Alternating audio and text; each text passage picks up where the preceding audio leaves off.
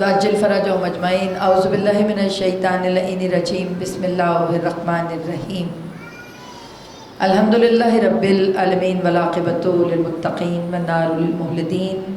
الصلاۃ والسلام علی اشرف الانبیاء والمرسلین۔ درود پڑھیے محمد والآل۔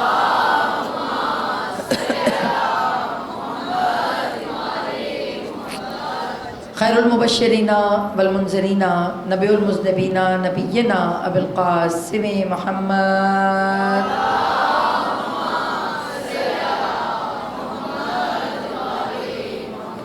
وآل بیت الطیبین الطاہرین المعصومین۔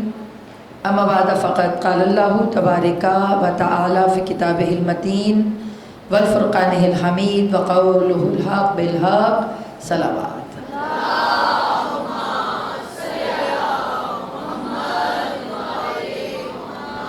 دعاؤں کی قبولیت کے لیے، مجلس کی مقبولیت کے لیے اور امام کے ظہور میں تعجیل کے لیے بآواز بلند صلوات۔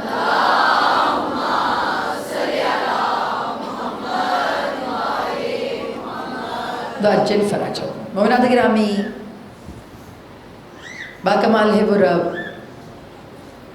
کہ جس نے بشر کو خود سے جوڑنے کے لیے آل اطہار کو وسیلہ بنایا، یعنی کہ ایک گناہ گار بندہ اس بڑے رب تک کیسے جائے کہ جس کی کبریائی کا تصور بھی محال ہے، یعنی کہ آؤٹ آف اپروچ۔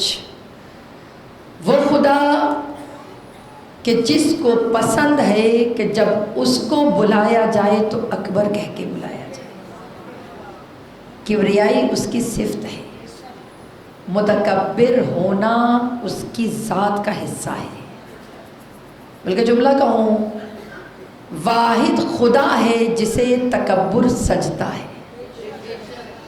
ورنہ کوئی مخلوق ایسی نہیں ہے کہ جو تکبر کرے اور اس کو اچھا لگے، مگر جب وہ تکبر کرتا ہے تو اسے تکبر کرنا سجدہ ہے۔ اسی لیے وہ متکبر ہے، کیونکہ وہ ہستی کہ جسے سجے کہ وہ بڑا ہو۔ خدا کا لفظ ہے نا متکبر، خدا کا صفت ہے متکبر، تکبر کرنے والا، اتنا بڑا کہ جس کو جچے کہ اس جیسا کوئی اور نہ ہو۔ تو اس تک رسائی، اس تک پہنچنا مشکل ہے، مگر خدا نے راستے بتا دیے کہ دو طریقے ہیں بیٹا، ان دو طریقوں کو سیدھا کر لو، میں مل جاؤں گا تمہیں۔ اچھا مسئلہ پتہ کیا ہے؟ وہ یہ نہیں چاہتا کہ وہ آپ کے قریب آئے۔ کیوں؟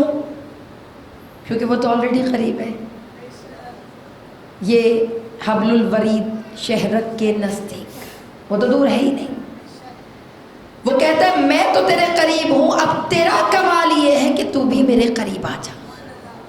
یہ جو آپ قربتاً الی اللہ کرتی ہیں ہر کام اللہ کے قرب کے لیے، تو وہ تو قریب ہے، مگر وہ چاہتا ہے کہ وہ آپ کو اپنا اصل قرب دے، احساس دے، وہ آپ کو وہ فیلنگز دے کہ آپ کو لگے کہ کوئی ہے جو آپ پہ وارث بن کے چھایا ہو۔ آپ کا قریب آنا میٹر کیوں کرتا ہے؟ جیسے جیسے آپ اس کے قریب آتے جاتے ہیں ویسے ویسے وہ آپ کو بے نیاز کرتا جاتا ہے۔ پھر بے پرواہ نہیں، یاد رکھیے گا، بے پرواہی خدا کی صفت نہیں ہے۔ اگر وہ بے پرواہ ہو جائے تو دنیا ادھر سے ادھر ہو جائے، وہ بے نیاز ہے۔ بے پرواہی بشریت کی صفت ہے، اور بشر جب عبد بنتا ہے تو بے پرواہ سے بے نیاز کر دیتا ہے اللہ، یعنی اپ گریڈ کرتا ہے، اس کو بلندی کی طرف لے کے جاتا ہے، اس کو اپروچ دیتا ہے۔ ہمارے جیسے تھوڑی ہے اہل بیت اور خدا کہ اگر کوئی ذرا سا اوپر جلنے لگے تو ہم ٹانگ کھینچ کے نیچے اتار لیں، ذرا سا کوئی بلندی کی طرف جانا چاہے تو ہم پکڑ کے بھائی یہ کہیں اوپر ہی نہ چلا جائے، مگر جس در سے آپ منسلک ہیں وہ خدا کہتا ہے کہ دیکھ میرا تو کمال ہی یہ ہے، میں تو اتنا غنی ہوں، اتنا عطا کرنے والا ہوں کہ میں اپنی صفتیں تجھے دیتا ہوں کہ تم میری صفتیں خود میں انڈیلتا چلا جا اور ابدیت کے درجے پہ پہنچتا چلا جا۔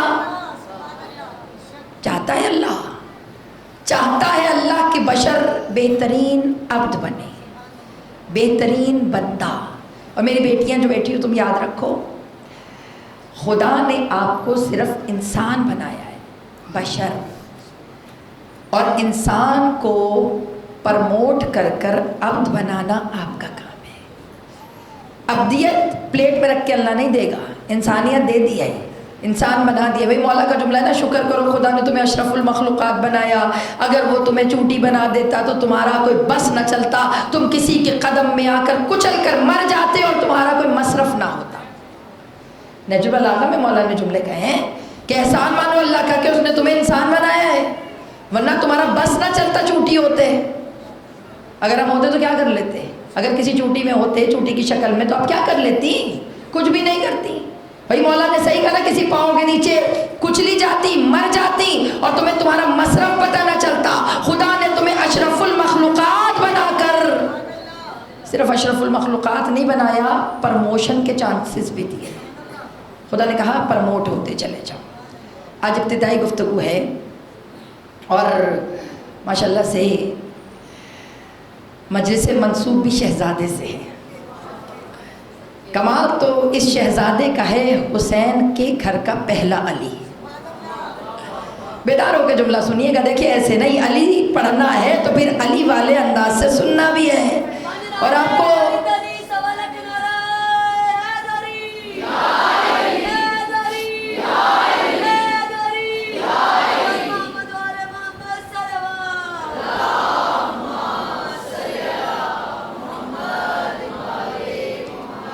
مولا حسین کے گھر کا پہلا علی. اور میں آپ کو پتہ ہے کہ میں ہمیشہ سے یہ جملہ کہتی ہوں، ہم کوئی غریب تھوڑی ہیں. آپ کا واسطہ کسی غریب مکتبہ فکر سے نہیں پڑا، آپ کا واسطہ اس گھرانے سے پڑا ہے کہ جہاں ایک کے فضائل تھوڑی پڑھنے ہیں، جہاں فضیلتوں کے انبار ہیں. اور کمال ان کا یہ ہے، صرف چہرے بدلتے ہیں مگر کارنامے سب کے ایک جیسے ہیں. چاہے وہ پہلا علی ہو، چاہے چوتھا، چاہے 8واں، چاہے 10واں، جس نمبر پہ بھی علی آ جائے، کام اس سے اللہ نے علی والے لیے. یہ نہ سوچیے گا کہ علی چوتھے نمبر پہ ہیں تو کام وہ نہیں. اللہ وہی کام کروا رہا ہے جو پہلے علی سے کروایا. جو مقصد اس علی کا تھا نا، وہی مقصد باقی علیوں کا بھی ہے. اللہ چاہتا کیا ہے؟ رسول کو حکم دے رہا ہے. تھوڑا سا آیت پڑھ لیں، پھر اس کے بعد ہم موضوع کی طرف انشاءاللہ تعالیٰ گامزن ہوں گے. سورہ تحریم کی آیہ مبارکہ 9. چینج ہے موضوع تھوڑا، لیکن بات وہیں پہ گھوم پھر کر لے آؤں گی. مجھے فرمائشی پروگرام بھی چلتے ہیں نا، تو میں پھر بتا دیتی ہوں کہ ساتھ ساتھ تھوڑا تھوڑا موضوع چینج ہے. پتہ ایک مسئلہ بتا دوں، پوری مجلس اگر میں نے کہیں پڑھی ہو نا، اور اگر آپ مجھ سے کہیں دوبارہ پڑھ دوں، میں نہیں پڑھ سکتی. بڑی نکمی ہوں اس معاملے میں دوبارہ نہیں پڑھ سکتی، کیونکہ مجلس دوبارہ وہ پڑھی جاتی ہے جو یاد کی ہوئی ہو. میرے دماغ میں جو آتا ہے میں بول جاتی ہوں، کم علم سے ہوں. تو اگر مجھے کوئی کہے وہی والی پڑھ دو تو مجھے یاد ہی نہیں ہوتا پڑھی کہاں ہے. تو معذرت، تمہیں موضوع لے کے چلو، پھر آگے چلتی ہوں، ٹھیک ہے؟ تو آگے آیت ہے یا ایھا النبی. اللہ بات کر رہا ہے سورہ تحریم کی آیہ مبارکہ 9. بڑی مزے کی آیت ہے. اچھا ویسے گھر جا کر 9، 10، 11 پڑھیے گا، مزہ کریں گی آپ آیت پڑھ کر. خوبصورت سی آیتیں، اور سورہ تحریم بذات خود بڑے مزے کی آیتیں ہیں. کبھی آپ پڑھیں، اللہ ایسا شجرے کھولتا ہے نا، سورہ تحریم، سورہ صافات، سورہ احزاب، ایسی پیاری پیاری آیتیں ہیں. کبھی گھر جا کے ترجمے پڑھ لیں، صرف ترجمہ کافی ہے جانی. بعد میں تفسیر جاؤ، وہ تو پھر ایک نشہ بن جاتا ہے. اگر تفسیر میں چلے جاؤ تو پہلے صرف آپ ترجمے پڑھیے. اللہ بات کیا کر رہا ہے؟ سورہ تحریم کی آیہ مبارکہ 9 کو پڑھ رہی ہوں. یا ایھا النبی، اے میرے نبی، کیا کرنا ہے؟ جاہد الکفار، کافروں سے جنگ لڑو، کافروں سے جھگڑا کرو، جہاد کرو. اچھا اللہ کافروں سے جھگڑا کرے تو کیا کرے؟ تو پروردگار کی آواز آئی کہ اے میرے نبی جہاد کرو. کس سے؟ کفار سے. والمنافقین، اور منافقوں سے بھی لڑو. پتہ چلا 2 لوگوں سے لڑنا ہے، جہاں کافر ہے وہاں منافق ہے بھائی. حالانکہ کافر اور منافق کے بیہیویئر میں بڑا فرق ہے. کافر کھل کے کہتا ہے میں کافر، مگر منافق کو ڈھونڈنا پڑتا ہے کہ یہ منافق. مسئلہ ہے. اے اللہ حکم دے رہا ہے جہاد کر میرے رسول کا. کس کے خلاف؟ کہا کفار کے خلاف اور منافقین کے خلاف. اس کے بعد اللہ بات کر کے کہہ رہا ہے وغلظ، ان پہ سخت رہنا، آسانی نہ کر دینا. علیہم، ان کے اوپر سختی کرنا. اللہ سختی کیوں کروں؟ آگے اللہ کیا کہہ رہا ہے؟ وَمَأْوَاهُمْ جَهَنَّمَ، ان کا تو ٹھکانہ جہنم ہے، وَبِئْسَ الْمَصِيرُ، اور بڑا برا ٹھکانہ ہے یہ جہنم۔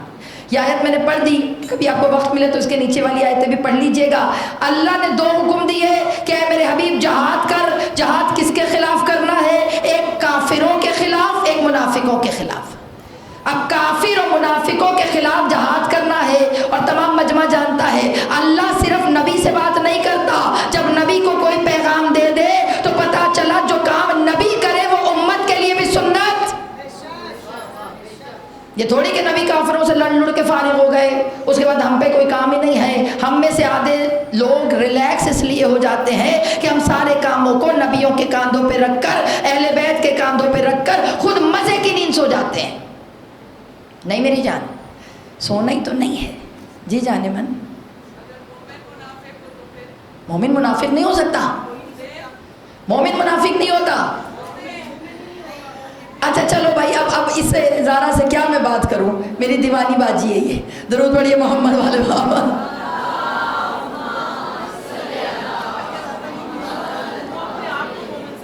جانو ہاں یہ دیٹس فائن، یہ بات بالکل ٹھیک ہے۔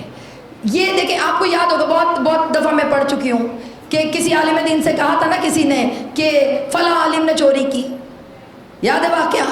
عالم کے پاس ایک شخص گیا، کہا ہائے قبلہ صاحب آج پتہ کیا ہوا؟ قبلہ صاحب کہنے لگے کیا ہوا؟ کہا قبلہ صاحب فلاں عالم نے چوری کی۔ جب کہا نا فلاں عالم نے چوری کی تو قبلہ صاحب نے جملہ کہا، انہوں نے کہا عالم چور نہیں ہو سکتا۔ انہوں نے جملہ کہا عالم ہے تو وہ چور نہیں ہے، تو کہا نہیں قبلہ صاحب عالم نے چوری کی۔ کہا تمہیں کیسے پتا کہ عالم نے چوری کی ہے؟ تو قبلہ صاحب نے جملہ کیا کہا کہ بتاؤ کیسے پتا؟ کہا قبلہ صاحب عبا پہنی ہوئی تھی، قبلہ صاحب امامہ رکھا ہوا تھا، قبلہ صاحب میں نے اس کو چلتے ہوئے دیکھا اس نے چوری کی۔ تو قبلہ صاحب نے جملہ کیا کہا؟ انہوں نے کہا نا یاد رکھو جو عالم ہوگا وہ چوری نہیں کرے گا، کیونکہ عالم لباس کا نام نہیں ہے، عالم کردار کا نام ہے۔ اگر کردار علم سے جڑ جائے تو پھر صفتیں بھی عالمانہ ہو جاتی ہیں۔ اس کے بعد انہوں نے اگلا جملہ کیا کہا کہ تو نے کہا کہ میں نے عالم کو چوری کرتے دیکھا، انہوں نے کہا لکھ لے کہ عالم چوری نہیں کر سکتا، مگر چور نے عالم کا لباس پہنا ہوا تھا، چور نے عالم کا لباس پہنا ہوا تھا۔ تو ایک بات یاد رکھیے، اللہ نے دو کیٹیگریاں بنا دی ہیں، ایک مومن ایک منافق۔ نہ کبھی مومن منافق ہو سکتا ہے، نہ منافق مومن ہو سکتا ہے۔ یہ اور بات ہے کہ یہاں پر کچھ سجا کر، ہاتھوں میں 2-4 مندریاں پہن کر، گلے میں ناد علی کا لاکٹ ڈال کر، پیر میں ایک بڑے والا کڑا پہن کر، لمبا والا سیٹ یہاں لٹکا کر، آیت الکرسی لکھوا کر، اور ہاتھ میں پکی یاقوت کی تسبیح پکڑ کر تیار ہو گیا مومن۔ الحمدللہ، مومن گیٹ اپ کا نام نہیں ہے جانے من، مومن گیٹ اپ کا نام نہیں ہے، مومن اس کی صفتوں کا نام ہے۔ سورہ مومنون پڑھ لیں، پھر سورہ مومنون کے اندر اللہ نے مومن کی صفتیں بتائی ہیں۔ سمپل سا فارمولہ لکھ لو، بس صفتیں دیکھتی جاؤ، جو جھوٹا نہ ہو، جو تمہاری برائی کسی سے نہ کرے، جو تمہارے پیٹھ پیچھے کوئی بات نہ کرے، جو جیسا تمہارے سامنے ہو پیچھے بھی ویسا ہو، جس کے 2 چہرے نہ ہوں، کہ جو مفاد پرست نہ ہو، جس کو پبلسٹی کا شوق نہ ہو، کہ جس کو تعریف جھکا دے۔ جب یہ چیزیں دیکھو تو ماتھا چوم کے کہو باجی مومن ہے، لیکن جہاں پہ یہ چیزیں ادھر ادھر ہو جائیں تو پھر اسٹیج ڈرامہ ہے۔ کیوں ڈھونڈ رہی ہے بہن؟ مجلس پڑھنے دے گی آج؟ درود پڑھیے محمد والے بابا۔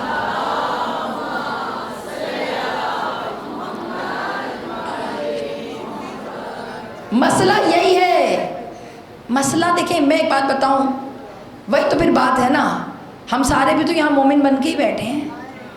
دیکھیے اب بات سمجھنے کی ہے کہ اگر مومن ہیں، باہر والوں کو چھوڑو بیٹے کہ کوئی مجھے مومن سمجھتا ہے یا نہیں، ایٹ لیسٹ مجھے تو پتا ہو کہ میں ایمان کے کون سے درجے پہ ہوں۔ قبر میں میرے ساتھ تو کسی نے نہیں جانا، میں نے تو اکیلے ہی جانا ہے، تو کم از کم اپنی عبادتوں کو، اپنی طہارتوں کو خود پہ تو ریئلائز کرو کہ تم عقیدے کی کس منزل پر ہو، تم کہاں پہ سٹینڈ کر رہی ہو۔ یاد رکھیے اہل بیت چاہتے تھے کہ شکر کرو بیٹا، شکر کرو کہ ہم 12 امامی شیعہ ہیں۔ یہ بھی احسان ہے آخری زمانے میں، آخر الزمانہ میں یہ بھی شکر ہے کہ اگر کوئی پوچھے نا کون سے شیعہ ہیں تو آپ کہا کرے کہ شیعہ اثنائے عشری ہیں، ہم 12 اماموں کو ماننے والے شیعہ ہیں، کیونکہ سمجھ میں آیا کہ جن کو جہاں پہ جو قابو میں آیا اس نے وہاں سے ٹریک سے ہٹا دیا۔ پہلے تو کوشش کی مولا علی کو کوئی نہ مانے، بیٹا پتہ ہے نا غدیر ذہنوں میں ہے سب کے، پہلے کوشش کی کہ مولا کو کوئی نہ مانے، اور اللہ نے غدیر منوانا تھا، اس لیے اللہ نے لوگوں سے کیا کہا، 3 دن گفتگو کرنی ہے اس لیے اب تھوڑا سا پیچھے چلی گئی، اس کو آگے لے کر جانا۔ اللہ نے غدیر منوانا تھا تو اللہ نے گارنٹی بھی دے دی ہے میرے حبیب کرنا تیرا کام ہے، لیکن لوگوں سے بچانا میرا کام ہے۔ واللہ یعصمک من الناس، اے میرے حبیب اللہ تجھے لوگوں سے بچائے گا۔ میری باجیاں بیٹھی، میری بافہم بیویاں بیٹھی ہیں، یا اللہ تجھے کیا ضرورت پڑی گارنٹی دینے کی کہ اللہ تجھے لوگوں سے بچائے گا؟ یا اللہ جس کے ساتھ تو ہو جائے اس کو لوگوں کا کیا ڈر؟ مگر میری جان یاد رکھو، جہاں اللہ نے جنوں سے بچنے کے لیے سورے اتارے، جہاں اللہ نے منافقوں سے بچنے کے لیے سورے اتارے، وہاں اللہ نے لوگوں سے بچنے کے لیے بھی سورہ اتارا۔ قل اعوذ برب الناس، کہو کہ میں پناہ مانگتی ہوں لوگوں کے شر سے، اپنے رب کی پناہ مانگتی ہوں لوگوں کے شر سے۔ تو میری جان خدا کو بھی پتا تھا کہ جب یہ فتنہ پھیلانے پہ آئے نا تو پھر لوگ نہیں رہتے، جنوں سے اور منافقوں سے بھی اوپر چلے جاتے ہیں۔ پورا سورہ اللہ نے لوگوں کے شر سے بچنے کے لیے۔ دیکھیں مسئلہ تو یہ ہے کہ لوگ ہیں کون، تھوڑا سا جاگ رہے ہیں، لوگ ہیں کون؟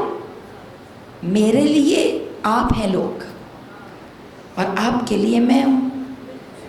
جب ہم اپنے دلوں کو کشادہ کر لیں تو لوگ ہی مر جائیں۔ اللہ نے جملے کیا کہے، یہ جو اللہ جہاد کا حکم دے رہا ہے، یہ جو آیت ہے اس کو بھی ساتھ لے کے چلو۔ اللہ نے کیا کہا، اے میرے حبیب تم کام کرو، واللہ یعصمک من الناس، اللہ تمہیں لوگوں کے شر سے بچائے گا، اللہ تمہیں لوگوں کے شر سے محفوظ رکھے گا۔ اور میری بہنیں بیٹھی ہیں میرے ساتھ چل رہی ہیں، مجھے یہ بتائیے اس سے پہلے کبھی اللہ نے رسول کو تسلی نہیں کروائی کہ تو کام کر میں تجھے بچاؤں گا؟ اس سے پہلے کبھی تسلی کرائی؟ آپ بتائیں سب سے زیادہ مشکل کام تو تب تھا جب رسول جا کے کہتے کہ بھئی اللہ ایک ہے، تمہارے بت جھوٹے ہیں، تمہارا یہ سارا کام غلط ہے، تم ایک اللہ کو مانو۔ توحید کا اعلان جب کرنا تھا تب اللہ کو گارنٹی دینی چاہیے تھی، اے میرے حبیب جاؤ جا کے تم کام کرو، اور جب تم لوگوں سے کہو گے تو اللہ تمہیں بچائے گا۔ اور آپ کو پتا سب سے زیادہ ری ایکشن ہی توحید کے اعلان پہ آیا۔ لوگوں نے پتھر مارے، لوگوں نے رسول اللہ کے راستے میں کانٹے پھیلائے، لوگوں نے رسول اللہ پہ پانی بند کیا، شیب ابی طالب میں جا کر 4 سال رسول کا محاصرہ کیا۔ سمجھ رہی ہیں؟ سب سے زیادہ ری ایکشن تو اس پہ آیا، مگر اس کے بعد بھی نہیں، اللہ نے کہا رسالت کی جب گواہی دی کہ اب اے میرے حبیب ان سے جا کے کہو میں رسول ہوں۔ جب رسول نے رسول کا اعلان کیا تو اللہ نے شاباشی نہیں دی کہ میرے حبیب جا کے تو اعلان کر دے میں تجھے لوگوں سے بچاؤں گا۔ میں صرف جملہ بتا رہی ہوں سمجھانے کے لیے، غدیر سے میسج لیجئے گا۔ لیکن اللہ جیسے ہی تو نے غدیر میں اعلان کیا کہ اے میرے حبیب اب محافظ رسالت کا اعلان کر دے، کیونکہ ولایت اصل میں ولایت نہیں ہے، ولایت محافظ توحید و رسالت ہے۔ اگر توحید و رسالت کو بچانا ہے تو بیٹا ولایت کو ماننا ہی پڑے گا۔ اور جو توحید و رسالت کے دشمن ہیں میرا بچہ، ان کے اندر تھوڑے تھوڑے دنوں کے بعد ابال اٹھتا ہے، اور پھر ابال کیا اٹھتا ہے کہ وہ کچھ عرصے بعد اسمبلی میں بل دے دیتے ہیں، پاس ہو گیا بل، پتہ نہیں کون اٹھا کس نے کیا بل پاس کرایا، آپ کے تو پتہ بھی نہیں ہوگا، آپ تو مجلسوں میں مگن دھت پھر رہے ہوتے ہیں، آگے کہ ہمیں کیا پتہ ملک میں کیا ہو رہا ہے۔ لیکن بیٹا بھائی بات یہ ہے اگر منتظر ہو تو ویجیلنٹ بھی ہو، اگر منتظر ہو تو پتہ کرو ملک میں ہو کیا رہا ہے۔ یہ بل جو پاس کیا ہے کہ بھائی اذانوں میں حی علی خیر العمل نہیں کہا جائے گا، یہ خود ساخت ہے، آپ کو نہیں پتا؟ ماشاءاللہ، بہت اچھی بات ہے۔ ٹھیک ہے بھائی، خبریں میں نہ سنوں تو مجھے سمجھ آتا ہے کہ اگر رات کو 11 بجے جا کر خبریں سننا پی کے ٹائم، لیکن بھائی میں تو بات کر رہی ہوں، آپ کو پتہ ہی نہیں ہے آپ کے ملک میں کیا ہو رہا ہے۔ یہی تو میں عرض کر رہی ہوں کہ بیٹا تھوڑا سا بیدار ہو، کل پڑھوں گی، پھر پہلے پتہ کر کے آؤں ملک میں کیا ہے۔ نہیں پڑھ رہی میں نے نہیں پڑھنا، خود پتہ کریں، ہر کام میرے کندھے پہ بندوق چلا کے رکھ دیں۔ واللہ یعصمک من الناس، یہ ملک والی باتیں اب خود پڑھ کے آنا، کل پڑھو گے تو پھر آگے چلوں گی۔ مجھے کل آپ بتائیں گے کہ آپ کے ملک میں کیا ہو رہا ہے۔ اگر ملک پہ نظر نہیں ہے تو حالات پہ کیا نظر ہوگی، حالات پہ نظر نہیں ہے تو ظہور پہ کیا نظر ہوگی۔ مولا آ جائیں گے اور آ کر پھر دروازے کھٹکھٹا کے کہیں گے دروازہ کھولو، آپ کہیں گے مولا آپ آ گئے۔ نہیں چاہیے مولا کو اتنا خوابیدہ منتظر، مولا کو بیدار امت چاہیے۔ تھک تو نہیں رہے میری باتوں سے؟ سوال پوچھ رہی ہوں میری جان، یا اللہ تجھے فکر کیوں نہیں تھی جب تیرے رسول کو پتھر پڑے، جب تیرے رسول نے توحید کا اعلان کیا، جب تیرے رسول نے رسالت کا اعلان کیا، اللہ کیسے گیو اینڈ ٹیک کرتا ہے یہ دیکھیے گا۔ یا رسول اللہ، تب اللہ کو کہنا چاہیے تھا نا کہ میں تجھے لوگوں کے شر سے بچاؤں گا۔ تو اللہ کی آواز آئی جب رسالت کی بات تھی، جب توحید کی بات تھی، تو بچانے والا علی تھا۔ اب علی کی بات ہے، بچانے والا اللہ ہے۔ بچانے والا اللہ ہے، اب بچانے والا اللہ ہے۔ پہلے جب توحید کی بات ہوئی پتھر مارے تو ابو طالب نے بیٹا آگے کر دیا۔ واقعہ ذہنوں میں اس لیے واقعہ سنا کر آپ کے وقت کو ضائع نہیں کروں گی۔ پتھر بچے مار رہے ہیں، ادھر ابو طالب نے بیٹا آگے کر دیا کہ بیٹا پتھر مارنا سائز بڑا نہ ہو، ابابیل کے پتھروں جتنا ہو، خدا اتنی طاقت نہ دے تو اپنے آپ کو محافظ رسالت نہ کہنا۔ بھائی اب چاہے تم رسالت کی حفاظت کے جتنے بل پاس کرو، اب چاہے تم توحید و ولایت کو مٹانے کے لیے جتنے بل پاس کرو، میری جان یاد رکھو جو محافظت ابو طالب کر کے چلے گئے، وہ محافظت آج تک کوئی نہیں کر سکا۔ سب سے پہلا محافظ رسالت علی کا بابا، سب سے پہلا محافظ رسالت مولا علی کے بابا، کہ جنہوں نے تحفظ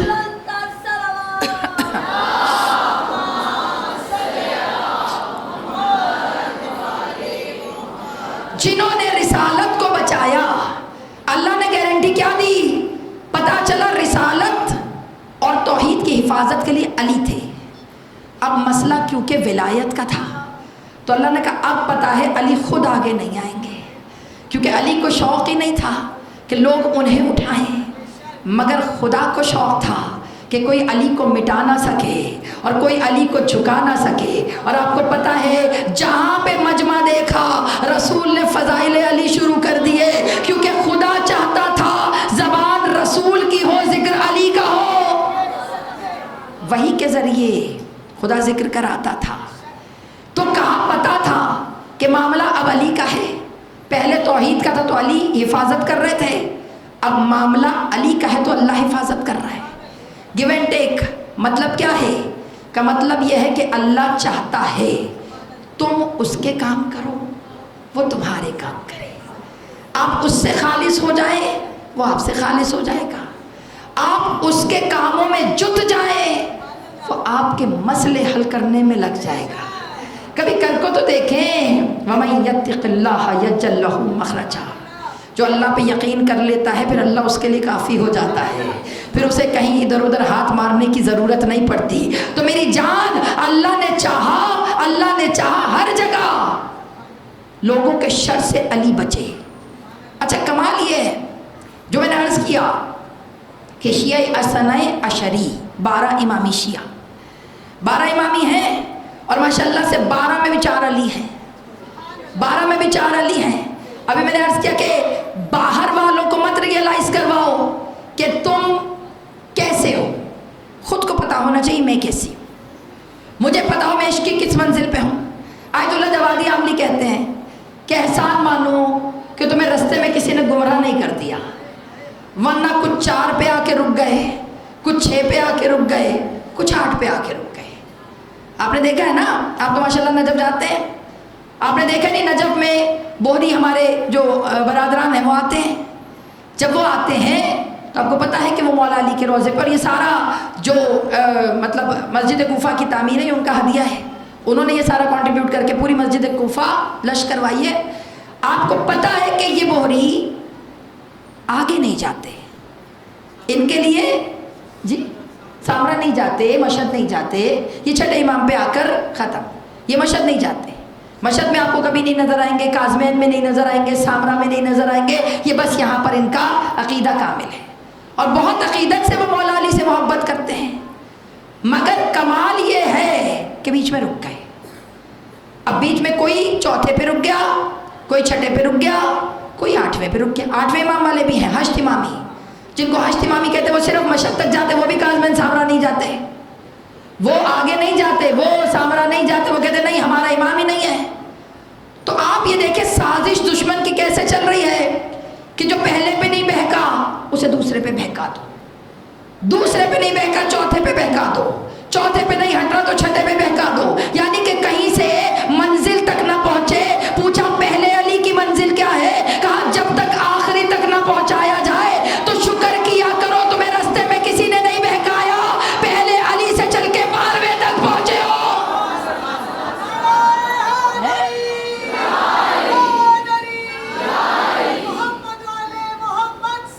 جی جی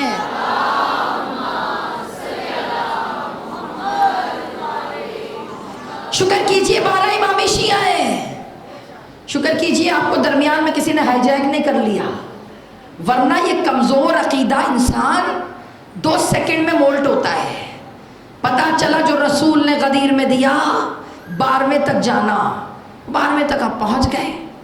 اب سوال یہ ہے میرا بچہ، آیت اللہ جوادی عاملی کہتے ہیں سیلف انالیسس، خود کو پڑھو۔ کیسے پڑھنا ہے؟ انہوں نے کہا تم 12 امام شیعہ ہو؟ کہا جی۔ کہا ایک ورقے پہ 12 اماموں کے نام لکھو، آسان ہے کام، کچھ کیا یا نہیں کیا نام تو رٹے ہوئے ہیں نا۔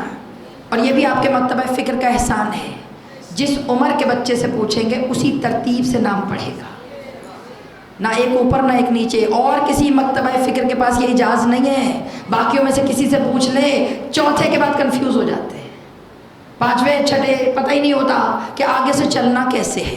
شکر کریں آپ کا 2 سال کا بچہ سے لے کر 100 سال تک سب کی لسٹ ایک ہی ہے، کیونکہ یہ لسٹ بدلی کیوں نہیں؟ کیونکہ یہ لسٹ رسول نے زبان سے بول کر غدیر میں پڑھائی تھی۔ پتہ چلا جو غدیر کے جاننے والے ہیں ان کے امام بھی وہی ہیں جو اللہ کے رسول نے غدیر میں بتائے،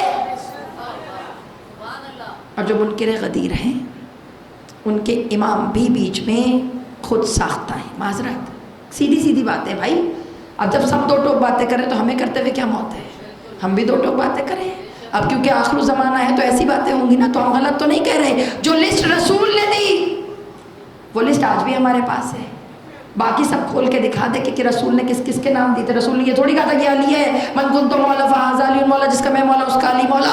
رسول تو رکے ہی نہیں یہاں پر، رسول نے کہا جس کا علی مولا، پھر اس کے بعد کہا جیسے علی مولا ویسے اس کا بیٹا حسن مولا، پھر اس کا بیٹا حسین مولا، پھر اس کا بیٹا پھر علی مولا، پھر اس کا بیٹا پھر محمد مولا، پھر اس کا بیٹا پھر جعفر۔ علی رکی نہیں، جب رکے نہیں رسول ناموں کے ساتھ لسٹ بتائی۔ یا رسول اللہ نام کیوں بتا رہے ہیں؟ کہا تمہیں نہیں پتہ لوگ عدد پورا کرنے کے لیے کسی کا نام بھی بیچ میں ڈال دیں گے۔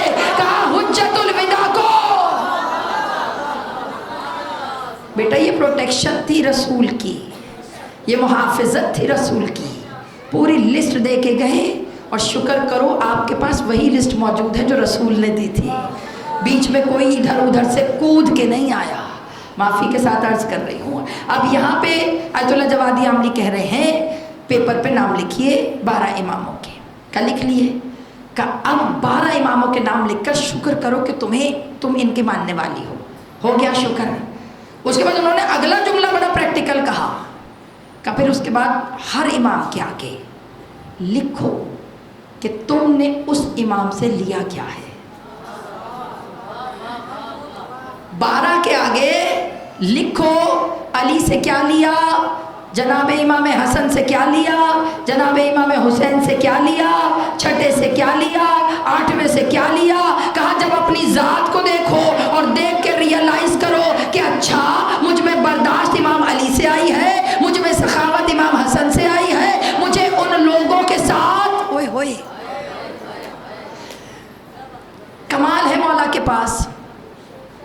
لینا چاہیں تو مولا کے پاس تو انبار ہے دینے کا، آپ لینے والے تو بنے، مولا دینا چاہیں گے۔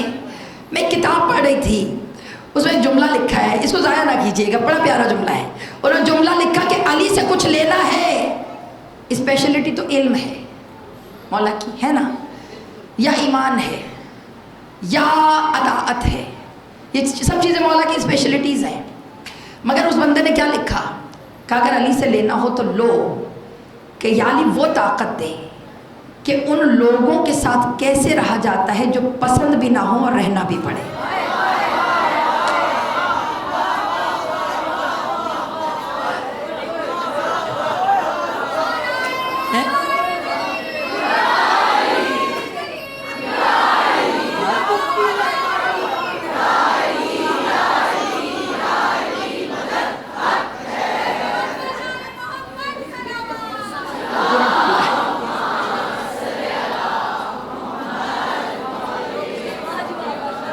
میں نے تو کچھ نہیں کہا، میں نے کہا چھیڑا، میں نے تو بات کیا، میں نے نہیں پکڑی۔ یہی تو میں کہہ رہی ہوں کہ علماء ہم کیا کریں، ہم اپنے اہل بیت سے اس طرح مستفیض ہی نہیں ہو رہے جیسے ہمیں ہونا چاہیے۔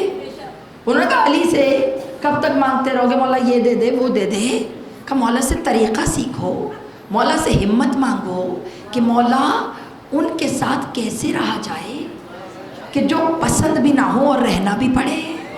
کہا یہ طاقت علی سے زیادہ کوئی نہیں دے سکتا، مولا سے زیادہ کوئی یہ ہمت و برداشت نہیں رکھ سکتا۔ مولا کو پتا ہے کہ مولا 25 سال کس طرح کے رستوں سے گزرے ہیں، اور مجال ہے جو علی کے چہرے سے کسی کو پتا چلے کہ اندر کیا چل رہا ہے۔ کہا لینا ہو تو علی سے قوت برداشت مانگو، مانگو نا، لکھو پیپر پہ جا کر، کسی کو نہیں دکھانا، کسی سے ڈسکس نہ کرنا، یہ آپ کا اور خدا کا معاملہ ہے، آپ کا اور اہل بیت کا معاملہ۔ پیپر پہ جا کے لکھیے گا اور پھر بتائیے گا کتنے امام شیعہ ہیں۔ اگر 12 سے 12 صفتیں لے کر کردار ڈیولپ کیا ہے تو پھر کہو اثنائے عشری، لیکن اگر 12 سے کچھ نہیں لیا، مولا مجھے بیٹا دے دیں، مولا مجھے یہ دے دیں، مولا مجھے گھر دے دیں، مولا میرا کام آسان کر دیں، بیٹا جب تک یہ لیتے رہو گے دنیا میں پھنستے رہو گے۔ ان سے وہ کیوں نہیں لے رہے جو وہ دینا چاہتے ہیں؟ مانگو تو صحیح۔ 12 آیت اللہ جوادی عملی نے ایک بڑی پریکٹس بتائی، پریکٹس بڑی پیاری ہے۔ کبھی ایسا کرو اگر نہیں لیا اب تک مولا سے کچھ، یہ تو آپ کو پتا ہے ہر امام کی کیا، اکثر ہم سوچتے کہ کیا مانگے مولا سے، تو وہ بھی آسان ہو گیا۔ وہ آپ پڑھتے ہیں نا ایک خطبہ کہ جس میں نقاوت النقیہ والحیبت العسکریہ، اس میں ہائی لائٹس دی ہوئی ہیں کہ کس امام کی کیا ہائی لائٹس ہیں۔ اگر آپ کو سمجھ نہیں آ رہا کہ کس سے لینا کیا ہے تو بیسک سے اسٹارٹ کر دیجئے، ان سے کہیے کہ مولا اپنی طہارت دے دے، مولا اپنی شجاعت دے دے، مولا اپنی ہیبت دے دے۔ ہیبت مومن میں ہونی چاہیے، ڈرونا نہیں ہے، خرانٹ نہیں، سڑیل نہیں، ایٹیچیوڈ نہیں۔ پتا چلا مومن پولائٹ ہو مگر باروب ہو۔ یہ مومن بننا اتنا آسان نہیں ہے، بہت مشکل ہے میری جان مومن بننا۔ اکڑ سے تھوڑی روب آتا ہے، اکڑ عزتیں ختم کرتا ہے۔ یہ نہ سوچیے کہ اگر میں کسی کو جھاڑ کے رکھ دوں گی کہ تیری اوقات کیا ہے، تو آپ اس کو اوقات نہیں دکھا رہی ہوتی، خدا آپ کو آپ کی اوقات بتا رہا ہوتا ہے۔ بہت معذرت چاہتی ہوں، بہت معذرت، کیا کروں یہ باتیں، جب چوتھا امام پڑھنا ہے تو یہ تو مجھے پڑھنا ہے، اور پھر اس کا سارا کریڈٹ گوز ٹو زہرا کہ اس نے مجھے ٹریک سے ہٹا دیا۔ پڑھتی تو میں کچھ اور لیکن پڑھ گئی کچھ اور۔ تو بیٹا سمجھنا تو یہ ہے نا کہ اس کو لے کر چلنا ہے۔ اہل بیت اطہار کیا کہہ رہے ہیں؟ ہیبت بھی مانگو ان سے، ہیبت العسکریہ مانگو۔ ہیبت، ہیبت کیوں مانگو؟ کہ ہیبت خوف نہیں ہے، ہیبت ایمان کا روب ہے۔ ہیبت ڈر نہیں ہے کہ اگلا کہے ہائے آنٹی آ گئی، ہیبت یہ ہے کہ اس کا ایمان اتنا کامل ہو کہ اگلا اس سے ملتے ہوئے تھوڑا سا جھجک جائے. کہا روب کا مطلب یہ نہیں کہ گردن میں سریا، جھکی ہوئی گردن ہو اور مرتبہ عرش پر ہو. یہ ہے مومن. ہیبت اہل بیت کے گھر کی باندھی ہے ہیبت. اور تمام مجمع جانتا ہے جب یہ پہنچا تھا نا قافلہ کوفے کے بازاروں سے، تو عمر ابن سعد کا پہلا جملہ کیا تھا؟ اب تو نام لے کے پڑھا کرو قاتلوں کے نام لے کے بتاؤ کہ پہلی پیشی ابن زیاد کے دربار میں تھی.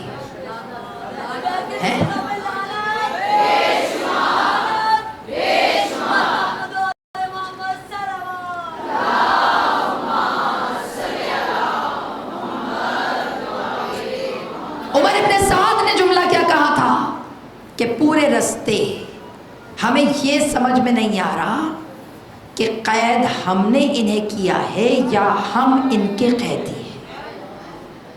تو کسی نے کہا تھا کیا مطلب ہے؟ کہا رسیاں ان کے ہاتھوں میں ہیں مگر کائنات بھی ان کے ہاتھوں میں ہے. یہ وہ فضائل ہیں جو لوگ دشمن پڑھ رہے ہیں. اور اس کی سب سے بڑی مثال کیا ہے کہ جب مولا نے بولنا چاہا دربار میں، جب جناب زینب نے گفتگو کرنی چاہی تو شور و غوغا مچا دیا. تو علی کے علی بیٹے نے ایک آواز میں کہا تھا خاموش. یہ نہیں کہتا ہو جاؤ، صرف کہا تھا خاموش. جب خاموش کہا تھا تو روایتوں میں جملے ہیں کہ اتنا سکوت تھا کہ اونٹوں کے گلے کی گھنٹیاں بھی ساکت ہو گئی. یہ سنا ہوا جملہ ہے، میں تو نہیں پڑھ رہی. اونٹوں کے گلے میں جو گھنٹیاں تھیں وہ ساکت ہو گئی. اس پہ انالیسس کیا علماء نے. انہوں نے کہا کہ اونٹوں کے گلے کی گھنٹیاں رک گئیں. کا گھنٹی دو صورتوں میں ہلتی ہے، یا تو جانور حرکت کرے یا ہوا چلے. اختیار سجاد پڑھ رہی ہو میری جان، اختیار سجاد پڑھ رہی ہوں. کہا گھنٹیاں دو ہی صورت میں بجتی ہیں، یا تو جانور حرکت کرے یا ہوا چلے. اگر گھنٹی بھی رک گئی تو اختیار سجاد یہ تھا کہ جانور مطیع ہو گیا اور ہوا لہجائے سجاد پہ ساکت ہو گئی. بیٹا یہ جس کو تم بیڑیاں توق کہتے ہو، یہ بیڑیاں توق رضا الہیہ کی منزل. رضا الہیہ جس کو تم قیدی کہتے ہو وہ قید نہیں ہے، وہ خدا کی بارگاہ میں خود کو جھکا کر دنیا کی نعمتوں سے آزادی کی جنگ ہے. یہ تمہارا چوتھا مولا بقائے کربلا. آج 27 ہے اور میں ہمیشہ سے جملہ کہتی ہوں کہ 27 2 دن ہو گئے مدینے کو ویران ہوئے، 25 کو شہادت تمہارے چوتھے امام کی، اور آج 27 ہے. کیوں آئی ہیں یہاں؟ کس لیے آئی ہیں؟ تو بیٹا میں ہمیشہ ایک بات کہتی ہوں کہ ہمارے معاشرے کے مطابق مرنے کے بعد کا تیسرا دن قل ہوتے ہیں، سویا ہے نا. مدینے میں تو نہیں ہوئے سویا. مدینے میں تو کوئی رونے والا اس طرح نہیں رویا. کیوں نہیں رویا بیٹا؟ کیونکہ جب کوئی بھائی مرتا ہے تو جنازے رکھ کے بہنوں کا انتظار ہوتا ہے نا بیٹے. انتظار ہوتا ہے کہ بہنیں آئیں تو جنازہ اٹھے، یا اگر بیٹا مرے تو انتظار ہوتا ہے ماں آ جائے، یا رشتہ دار میں پھوپھیاں خالہ آ جائیں اگر جوان کا لاشا ہو. مگر میں آپ سے سوال پوچھوں، کیوں کوئی نہیں گریا کر رہا تھا سجاد کے لاشے پر؟ تو آواز آئی کہ جس نے ہاتھوں سے بہنوں کو دفن کیا ہو بیٹا اس جملے کو غور کرو، یہ تمہارے امام کی غربت ہے، تمہارے امام کی غربت پڑھ رہی ہوں، جس نے ہاتھوں سے اپنی بہنوں کو دفنایا ہو۔ کیا بھول گئی وہ منظر جو طوق و سلاسل میں ہاتھوں پہ ننھی سی بہن کا لاشا لے کر باقر آجا بہن کے ساتھ، باقر بابا کی مدد کر، یا تو طوق سنبھالو، تم طوق پہ ہاتھ رکھو، میں قبر کھودتا ہوں۔ زندان شام میں ننھے سے کرتے میں دفنا کے نہیں آیا تمہارا مولا۔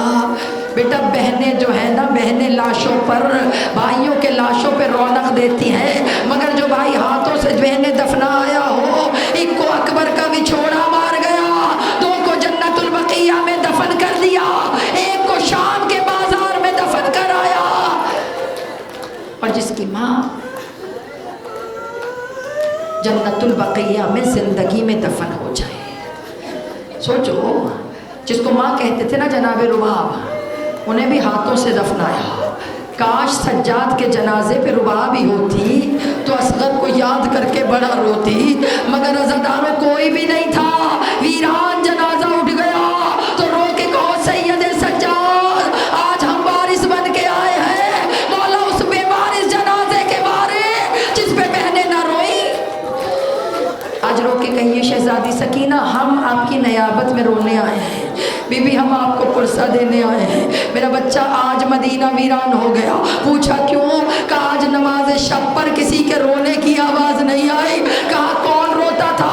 میری بیٹیاں سننا ذرا جملہ، تمہیں رونے کے لیے مصائب چاہیے نا کہ کوئی ذاکرہ مصائب پڑھے تو تم گریا کرو، مگر سجاد پانی دیکھ کے مصائب پڑھتے تھے۔ آیا میرا غریب بابا، ادھر پانی مولا کے سامنے آتا تھا، ادھر پانی مولا کے سامنے آتا تھا، بیٹا مولا گریا شروع کر دیتے تھے۔ جانتے ہو مولا پتہ کیا کہتے تھے؟ میں ایک جملہ پڑھوں، لوگ کہتے ہیں ہم پڑھتے ہیں آپ روتے ہیں، مگر بیٹے مولا سجاد کی عجیب حالت تھی۔ منحال کہتا ہے میں نے ایک دن دیکھا کہ ایک عورت اپنا چھوٹا سا بچہ گود میں لے کے جا رہی ہے۔ کہا سجاد مسجد جا رہے تھے، کہا جیسے ہی نظر بچے کے اوپر پڑی، گود میں بچہ دیکھا، سجاد وہیں زمین پر بیٹھ گئے۔ میں نے کہا مولا مسجد نہیں جانا؟ کہا ہائے منحال، اتنا ہی تو میرا بھائی تھا نا جسے حرملہ نے تیر سے مارا۔ کہا جہاں سجاد کوئی چیز دیکھتے تھے آنسو نہیں رکتے تھے۔ روایت میں جملے کہ جب مولا روزہ کھولتے تھے، جب مولا روزہ کھولتے تھے تو غلام دسترخوان پہ پانی نہیں رکھتے تھے، نمک رکھ دیتے تھے۔ کسی نے پوچھا سارے دن کی پیاس ہے، پانی تو رکھا کرو، کہ اگر پانی رکھ دیا تو مولا روزہ نہیں کھولتے، مولا گریا کرتے چلے جاتے ہیں اور جملہ کر کے کیا کہتے ہیں؟ ہائے میرا بابا بھوکا مارا گیا، ہائے میرا بابا پیاسا مارا گیا۔ آج اسی غریب امام کا پرسہ وارث بن کے پرسہ دو، کہو مولا سجاد آج ہم آئے ہیں۔ بیٹا بڑی مجلسیں پڑھی تمہارے مولا نے، بڑی، لیکن مولا ممبر پہ مجلس نہیں پڑھتے تھے، مولا چیزیں دیکھ کے مجلس پڑھتے تھے۔ کٹی ہوئی گردن اگر جانور کی نظر آ جائے نا تو مولا وہیں پہ بے ہوش ہو جاتے تھے۔ عزاداروں جانور کی کٹی ہوئی گردن کو دیکھ کر مولا سوال کرتے تھے کہ اس کو پانی پلا کے ذبح کیا ہے؟ عزاداروں جب کہتا تھا نا قصائی ہاں تو مولا رو کے کہتے تھے ہائے میرا غریب بابا 3 دن کا پیاسا چلا گیا۔ سناؤں آپ کو آخری مجلس تمہارے مولا نے کہاں پڑھی؟ 5ویں امام راوی ہے اس چیز کے، کہتے جب 22 محرم کو میرے بابا کو زہر دے دیا گیا، روایتوں میں جملے وہی زہر تھا جو حسن کو دیا گیا۔ مولا حسن کا جگر کٹ کٹ کے باہر آیا تھا اور تمام بیٹیاں بیٹھی ہو، بیٹا ایک جملہ کہہ دوں تمہارے لیے، یہ جملہ یاد رکھنا۔ علماء کہتے ہیں کہ جب کسی کو زہر دیا جائے نا اور جب جگر کٹتا ہے تو بڑی پیاس لگتی ہے، مگر تمہارے 5ویں امام کہتے ہیں جب میرے بابا اپنے سوکھے لبوں پر زبان پھیرتے تھے تو میں پانی لے آتا تھا۔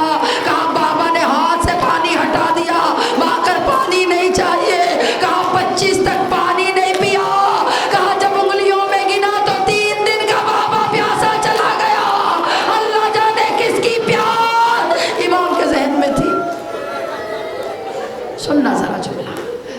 پانچویں امام فرماتے ہیں، مقتل کی کتابوں میں جملے لکھے ہیں کہ پانچویں امام کہتے ہیں کہ جب میرے بابا زہر کھا کر جگر کٹنے لگا تو کہا جب 25 کی صبح آئی میں حجرے میں آیا، میں نے دیکھا میرے بابا ایڑیاں رگڑ رہے ہیں۔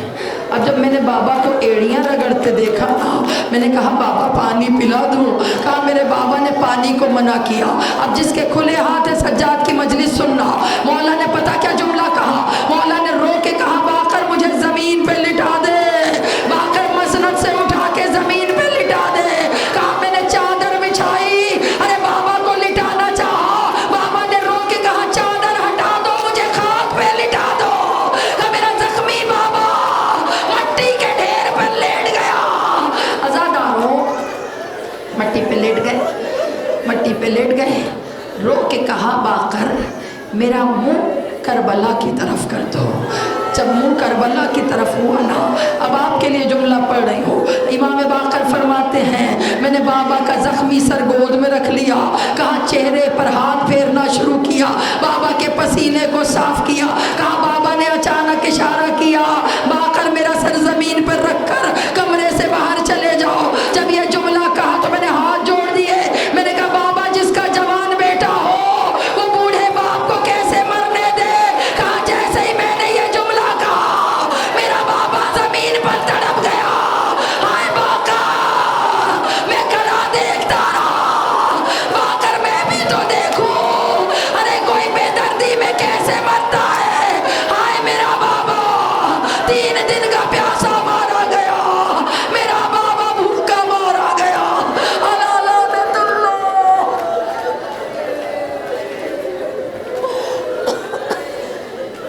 اجرکم اللہ،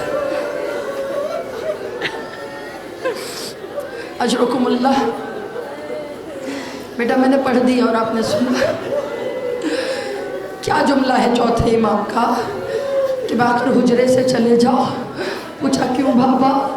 کہ میں بھی تو دیکھوں کوئی غربت میں کیسے مرتا ہے، کہ جس کا بیٹا جوان ہو بابا اکیلے تڑپ تڑپ کے کیسے مرتا ہے۔ آخری وقت تک تمہارا مولا حسین کا کٹا ہوا گلا نہیں بھولے، رو کے کہا بابا مجھے کھا گیا۔ حسین کا نوک سینہ پہ چڑھنا، رو کے کہیے مولا سجاد ہمارا یہ پرسہ قبول کیجئے، بار الہ یا امام وقت اپنے جد کا پرسہ قبول کیجئے، بانی مجلس کا فرش عزا بچھانا قبول و منظور فرما۔ مولا اس مجلس کے صدقے میں ان کے مرحومین کی مغفرت فرما۔ اے میرے پالنے والے بیمار کربلا کے صدقہ جو جو بیمار ہیں ان کو شفاء کاملہ عطا فرما، جہاں جہاں بیمار ہیں ان کو شفاء کاملہ عطا فرما، ہمیں روحانی و جسمانی امراض سے شفاء کاملہ عطا فرما۔ بار الہ مومنین کے بچوں کو امام کے لشکر کا سپاہی بنا۔ اے میرے پالنے والے بہترین مستقبل عطا فرما۔ مولا ہمارے حقیر سے نذرانے اپنی بارگاہ میں قبول و منظور فرما، اور ہماری تمام دعاؤں سے بڑھ کر دعا امام وقت کے ظہور میں تعجیل فرما، اور ہمیں ان کے ناصران سے شمار فرما۔ ربنا تقبل منا انک انت السمیع العلیم۔ ماتم حسین۔